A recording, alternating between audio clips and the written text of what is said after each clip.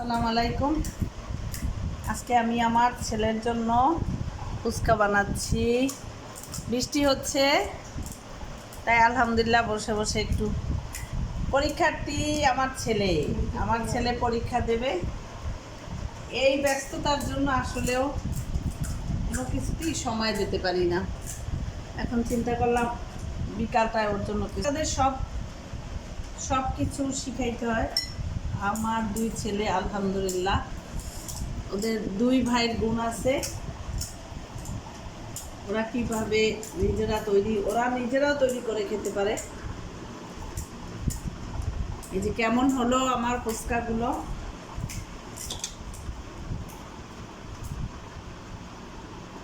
তবে খুব দ্রুত বানানো। তো সবাইকে দাওয়াত রইল। সবাই ভালো থাকবেন, সুস্থ থাকবেন। বেশি টক খায় না, খেয়ে দেখো, বলো তো কেমন হলো। বিসমিল্লাহ। কেমন হলো আব্বা? তুমি এতগুলি ফুচকা নিয়ে বসছো? হ্যাঁ, যারা দেখবে তাদের সবাইকে দাওয়াত দিলাম। কেমন হলো আব্বা? অনেক মজা। তুমি তাকাও না, শুধু প্লেটের দিকে তাকিয়ে আছো। অনেক মজা।